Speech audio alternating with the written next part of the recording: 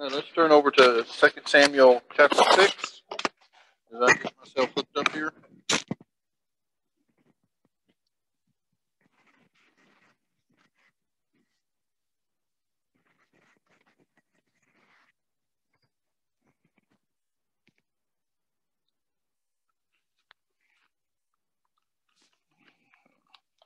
All right, what we're going to be studying today is about David's wife, and her actual Hebrew name is it's spelled Michal in the Bible, and the actual pronunciation might be Michal or something weird, but we're going to call her Michal. So, all right. Well, there's a verse in the Bible in Matthew 7 that said, in Matthew 7 verse 1 says, do not judge and you will not be judged. And if you take that in that context like it is, just, sometimes we use it as a tool to say for tolerance, I guess you might say. Somehow we use that as a reason that, well, that's none of my business, or we just let things go. 7:1, Matthew 7:1. If we use that just by itself, then we cannot judge anything at any time, anywhere. But we realize that if we go on down throughout those other verses, now our text today is in 2 Samuel, and I'm in 1, 2 Samuel 6, but I just want to mention this in 7, that we get this idea that we can't judge at all. Okay? And but if you read on down through from 7 on down into verses 3 and 5, it says if you're seeing the sawdust in your brother's eye, but you got a log in your own, you can't do it. So there's certain things to that. If we take it out of context, we can't say anything about anybody. But if we really look at it, we can judge righteously. Okay? And this is what we're going to look at in Samuel's chapter 6, about how Michal probably used some bad judgment, or definitely used some, not probably, did use some bad judgment. And to give you a little background of the event that we're going to talk about, David is now king. He's king over all Israel. He was over Judah, but Saul is now dead, and he became king over all Israel. So basically, he's got a new kingdom to look over. And what was David's background, by the way? He was a shepherd, and he was out in the country. He was very what do you call a ruddy-looking guy? He was very powerful. He was a man's man, I guess you might say. And when he was on the run from Saul, it probably in his own environment out there among the caves and in the mountains and hills and stuff, he was, I wouldn't say he was always comfortable, but he didn't feel uncomfortable. And so to say that he was of a kingly presence might be something to he wasn't the Saul, you know what I'm saying? And Saul had he was a king, and they wanted to the Israelites wanted to be like all the other countries that had all these kings, okay? And so Saul over the years became very kingly, if you know what I mean, okay?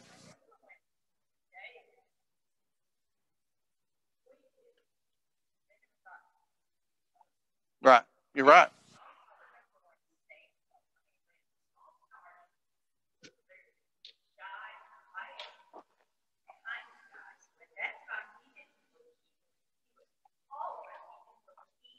Right.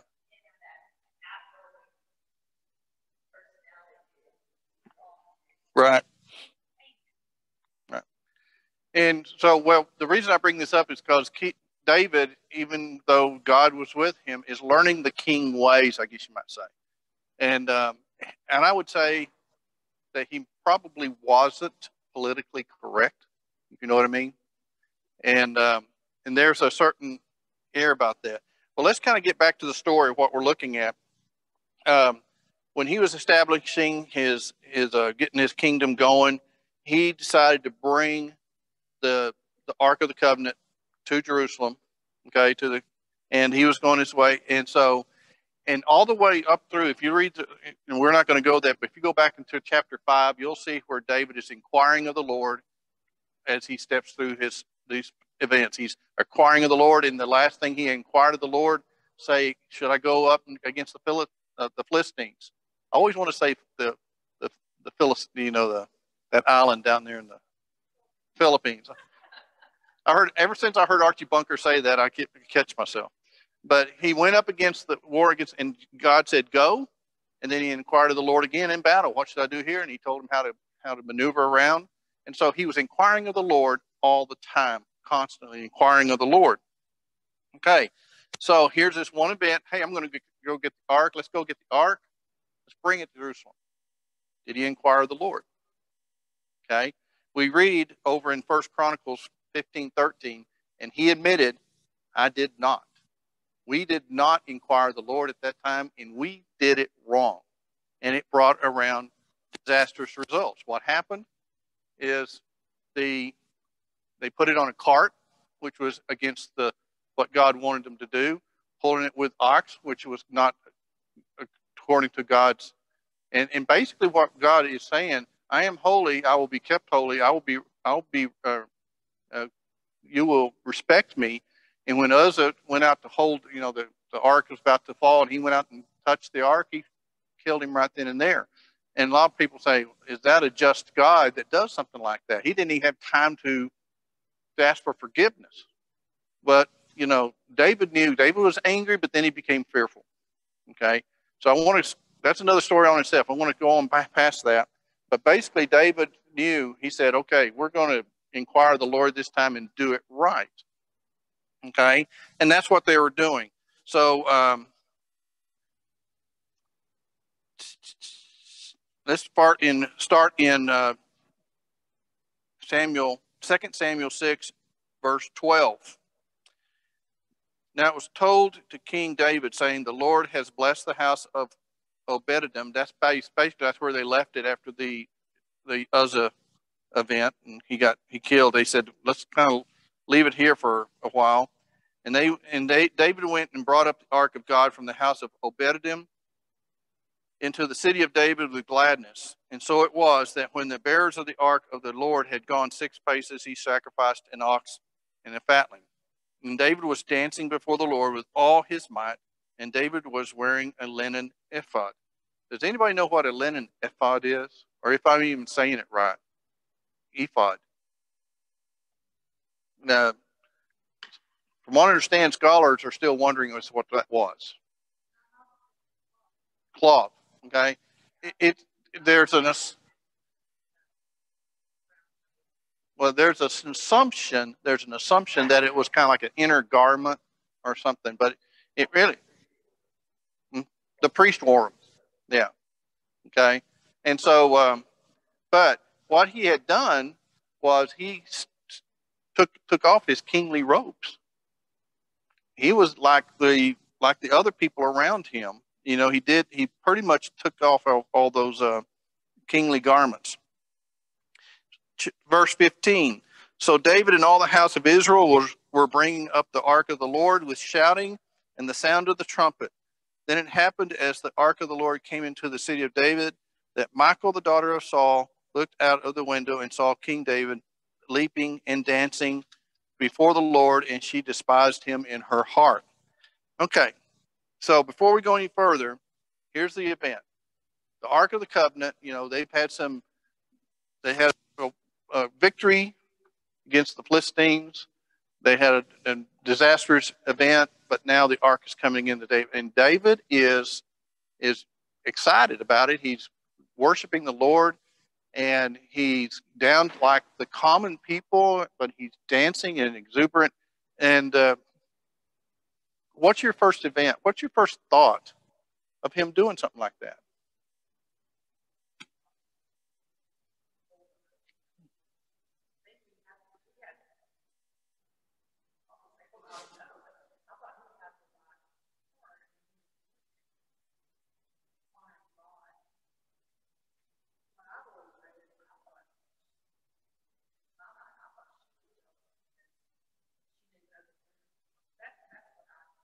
Well, there are a lot of, and we're going to mention some of those. What were her, what was behind it? And a lot of times when you just read something like this, you really just kind of conjecture. You got to kind of interpret it, internalize it yourself. Let's go back and look at um, in verse 14, where it says, David was dancing before the Lord with all his might. Okay. He was into it. Okay. He was into worshiping God. Now, was it conventional for him to do it that way? This was out of character for David, wasn't it? Or out of character pretty much for anyone. Okay. But actually, there were some other countries and other societies that did this type of thing. There's a record in the history that other kings did this type of thing, but it was out of character for David. But no one could, yeah. But reading Psalms and other stories of David, I think we kind of have maybe an advantage over others by saying we don't doubt David's sincerity. Okay, even after he sinned, we knew that he was welcoming. We talked about this last week or the week before. We were welcoming the discipline from the Lord, and he loved the Lord a lot. So a lot of times we say, "Yeah, he was sincere because of what we know about David." But first coming in, when you see it, are you kind of going, "Wait a minute, that's not the way we do things. That's not the way our king acts." What are you kind of lowering yourself and getting down on common people level? Okay, so there's something like that probably coming from Michal, and let's talk about that. What about Michal? What do we know about Michal? Okay, second daughter Saul. Very good. You know your Bible. A lot of people think but if you notice that when we go through here, there will be a reference to Michal saying daughter of Saul. Daughter of Saul. And that is kind of identifying her with that family and not David's family. Okay. And did David really want her? Okay. At the very beginning, when Saul was saying, back then, and I guess maybe I don't know if it happened. I guess it doesn't happen now, but we've heard it through history that women were given to people for political reasons, to keep peace or whatever, and Saul had offered the oldest daughter to David, Merab, Merab, Merab, and David didn't really want her, but then Saul found out that there was Michal loved David, and that's the terminology. Michal loved David. Now, was it an infatuation? Was she just, what was it that did she really and truly love him? Well, later on, she saved his life by helping him escape from Saul. Okay. But so there was a drawing, there was a connection there. And so, but I think if you look at it, David didn't want Michal primarily because, I don't know if primarily, but I would assume because he didn't want that connection. He didn't want that obligation, you might say. But he went ahead and did that. And then later in the story, Saul took Michal away, but now he went and got her. But now in this setting, he is his wife. She is his wife. So there's a little bit of a history there. And Michal grew up in a royal palace. We grew up in kingly type of environment. Okay.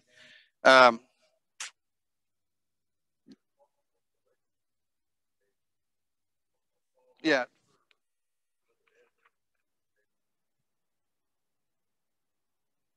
Yeah.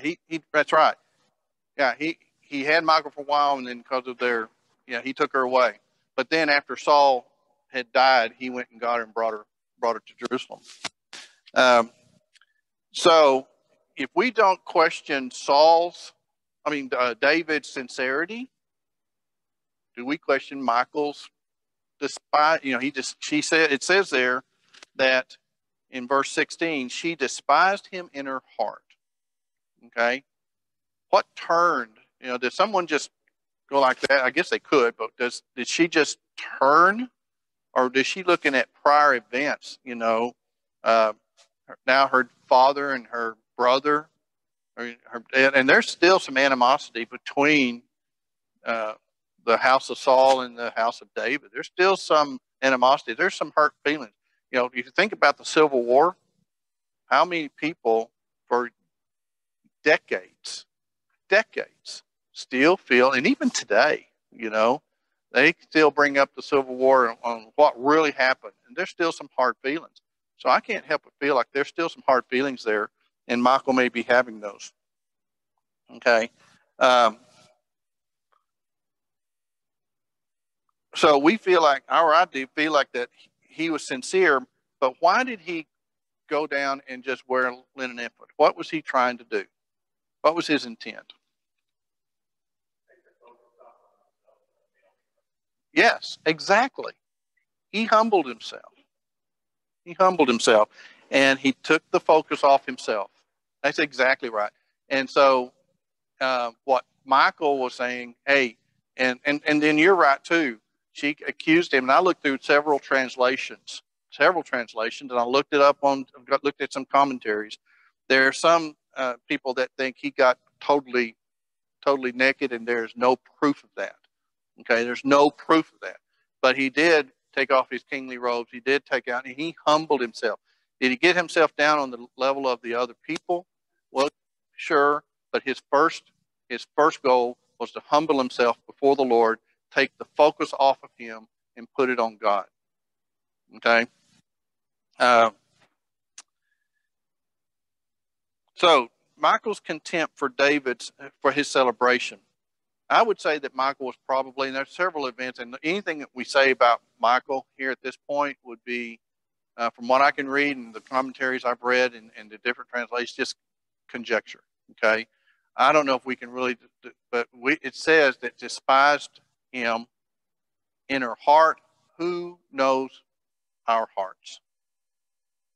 God knows our hearts. So if that says that in the Bible, then God knows the heart, and she did. Okay. Um, So let's go on and see what she says to him. Um, so anyway, in verse 17, they brought in the ark of the Lord and set it in its place inside the tent which David had pitched for it. And David offered burnt offerings and peace offerings before the Lord. He's not done. He's still worshiping. He's still celebrating. And when David had finished offering the burnt offerings and the peace offering, he blessed the people in the name of the Lord of hosts. Okay. So look at his sequence of events here. He's bringing the ark, put it in the tent, and now he's blessing the people in the name of the Lord of hosts. And further, he distributed to all the people,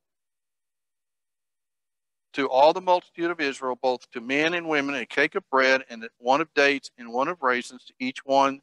Then all the people departed, each to his house. Verse 20. But when David returned to bless his household, okay, see that event? Why didn't he bless his household first? Doesn't he a family man? Doesn't he care about his family first? He still humbled himself before the Lord. He blessed, and I'm sure Michael looked at that and said, well, why wasn't I, why weren't we number one? Okay. And like I say, it's just conjecture.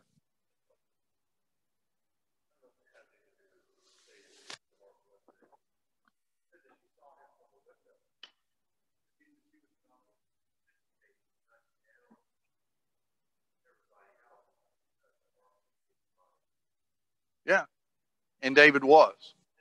Yeah. That's very, very good point. Good. That's why I like these. Mm-hmm. Right.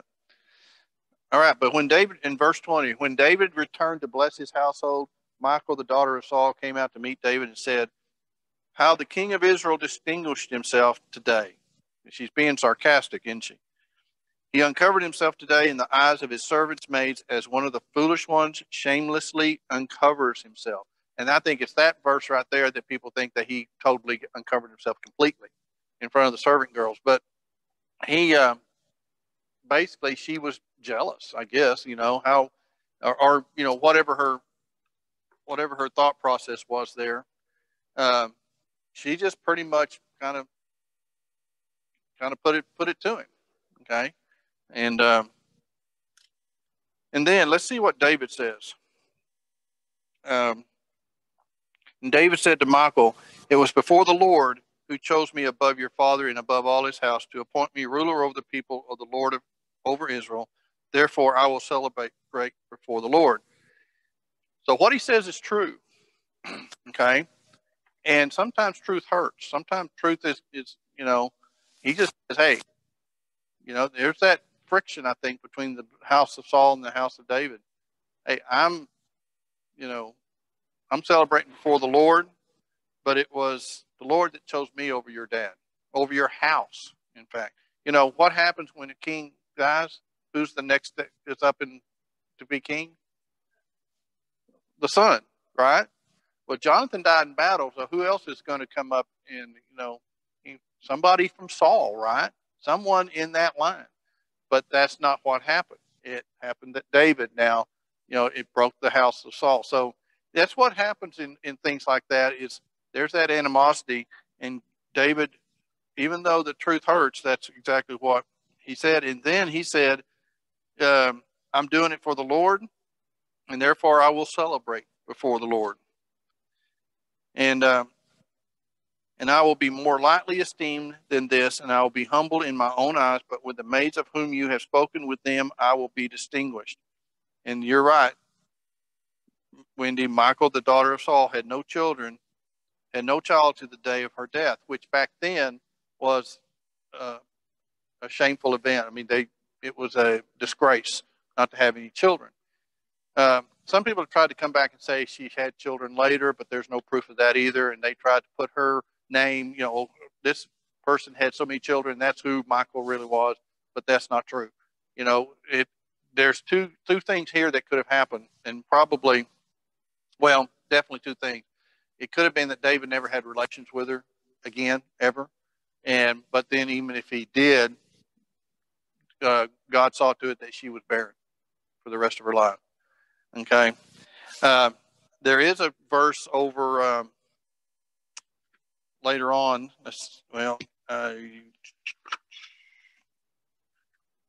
I'll come to it I'll mention it later. But somewhere where there's word that she raised the children of Merab, the older sister, but that doesn't mean that she had them. Okay, so there's an inference to that.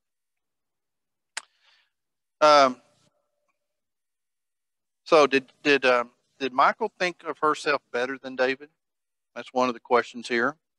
One of the thought processes. Did she think that he lowered himself? And before the maiden girls, of course, we already talked about that. So there's a lot there that that was a friction between David and Michal. And also, and this is written, of course, after the events. But like I said before, Michal is always referred to as the daughter of Saul.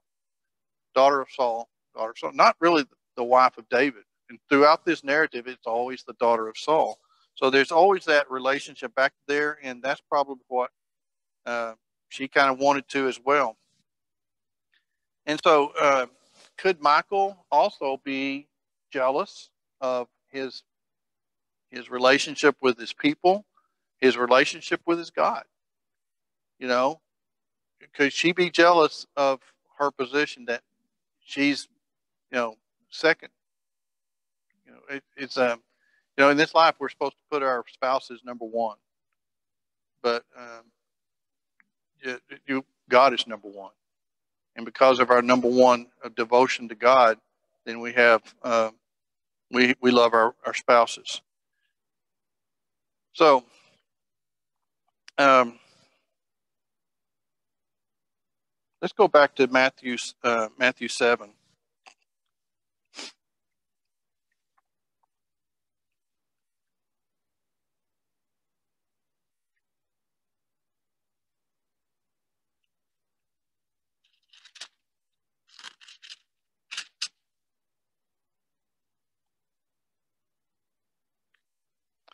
In Matthew 7, verse 1, do not judge lest you be judged. For in the way you judge, you will be judged, and by your standard of measure, it will be measured to you. Did that happen to Michal? Let's just kind of go on and think about that. And why do you look at the speck that is in your brother's eye, but do not notice the log that is in your own eye? David was celebrating, giving all devotion, worshiping God, humbling himself, and putting God first, taking the focus off of him. Did Michal?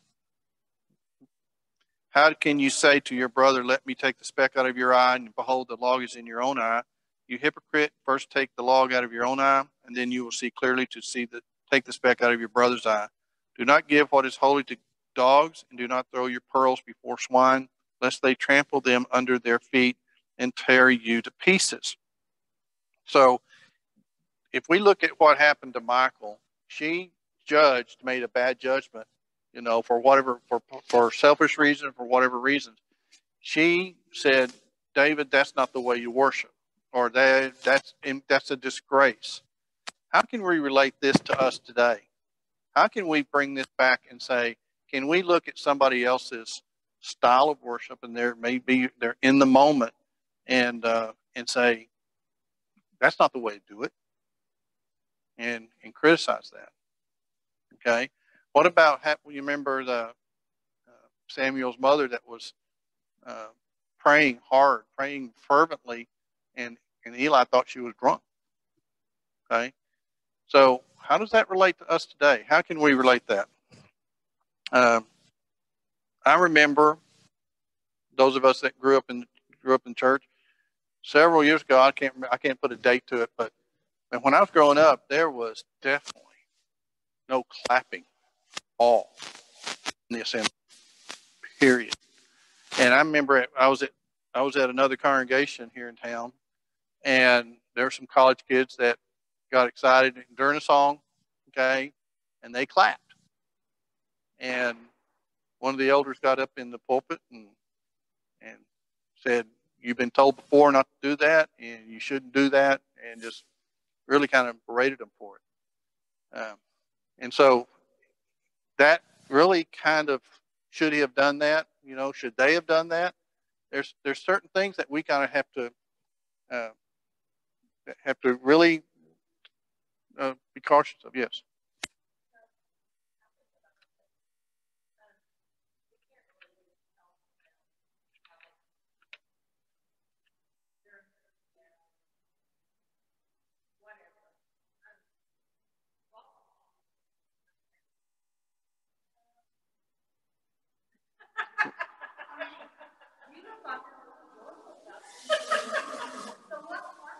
Yeah.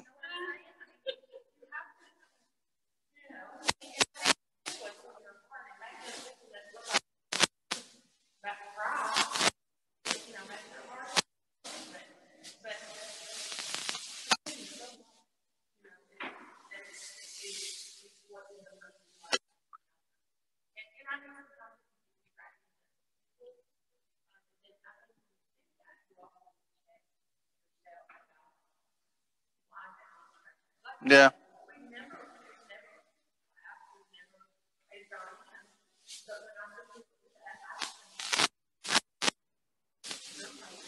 Yeah. Yeah. It's real easy to bring this back. This kind of relates into something, like I say, to have this type of discussion over Michal's comments. That may be a stretch, but it's still something that, first of all, it might have not been politically correct that Michal did that. Can we say there is a proper thing to do and not to do in our assemblies? The term of a worship team. When we attended Broadway for a while, they had a worship team, but they were on the front row with microphones to help keep the pitch going. But then other congregations I know of, they're up on stage. And so is that a problem? Okay. So you really got to sit back and not judge people and what's right, what's wrong. And especially when like David says, these people, he did it with all his might. And I think that's the part where we're judging. Is if there's something that is distracting and unbiblical in our worship service or something going on, yeah, we should say something about it. But if it's like you said, the emotion, like what I like to, I hear Bruce Smith saying a lot, and other people in congregation saying a lot. Long in a congregation, heard it them for a long time, and it takes that one person. I can't remember. There was one person that was in our assembly that did it all the time before Bruce came here, but it was refreshing. But can I say it? You know, yeah.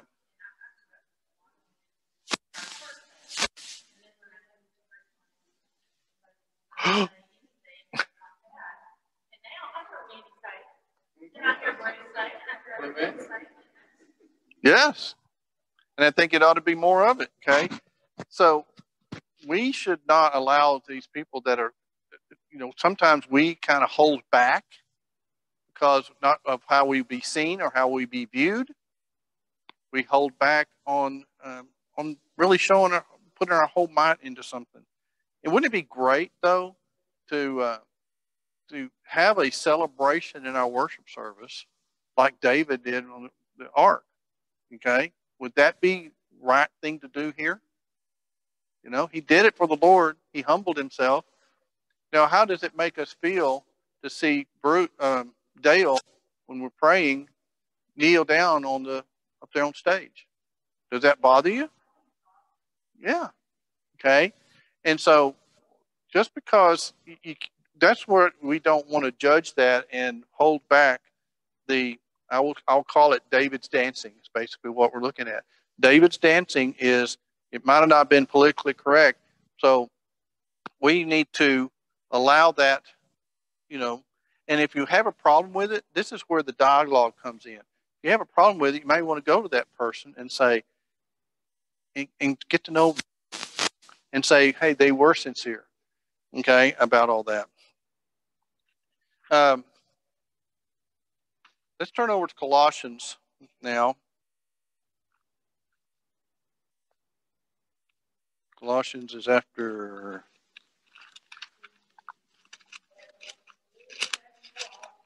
Yeah. Let's look at Colossians chapter 3.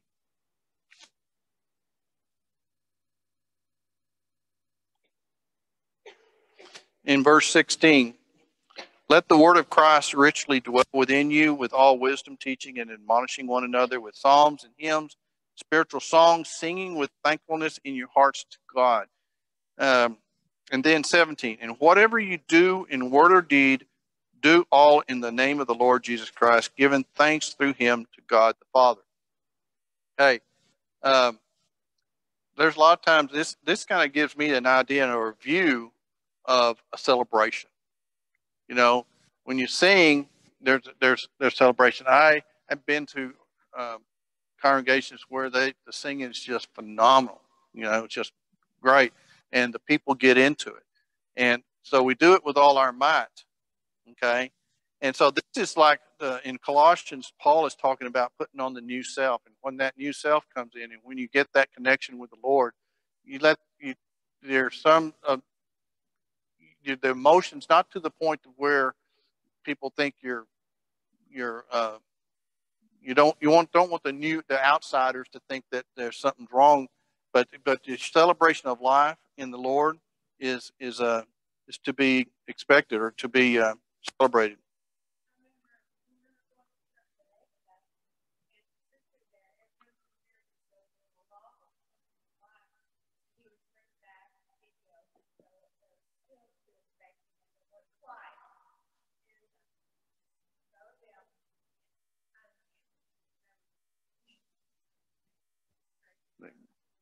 That's neat.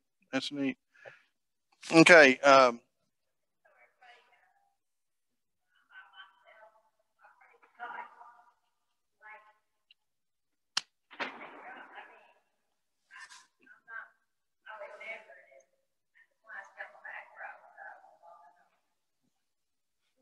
That you don't bother us. So, so anyway, we don't. The trouble with what we have is, or at least judging other people's style of worship. We we want to be orderly. We want to be, but when someone is really getting into it with all their might, let's be loving them, and making sure that, and like I said, if it bothers you, let's start the dialogue with them, and go with them. So Michael can give us a little bit of an insight of what happens when there's a misjudgment, or a jealousy is involved, or whatever we're saying. Is she questioned and what he did, but he did it with all his might, and he said, I will do it again. Now, when someone questions our worship, what do? Do we ever step back and say, I'm not going to, the sermon today was really impactful, and I need to go forward, but I don't want to bring, I'm very proudly saying, I don't want to bring attention to myself, so I don't go forward. But if you feel it, man, do it. Okay? If you feel the need to do it, go do it. Don't be intimidated by what you think other people might think of you, because David didn't.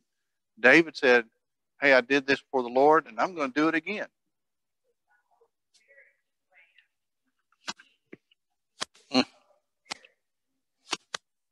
Right. Okay, so we just got a few minutes here. So when you consider the effort put forth by David to worship, how does it compare to ours? And are we tempted to hold back and fail to live and worship God with all our might? How do we determine whether your judgments are godly or not? If we look back in Matthew 7:24, it says that you can judge, just don't haphazardly judge, but judge with a righteous heart. Judge righteously.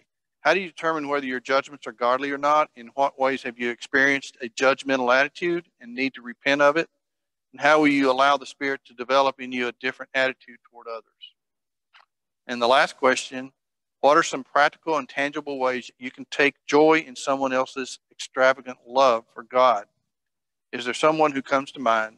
And how will you put feet to your answer this week? So, in other words, if you see someone in your first gut reaction, and we have gut reaction, things that you can't really control, but if you have that quick emotion, that's not right, but how do we deal with that inside? How do we deal? Okay. I would say that my first reaction would be, he's doing it for show. And I pray to God that I don't do that.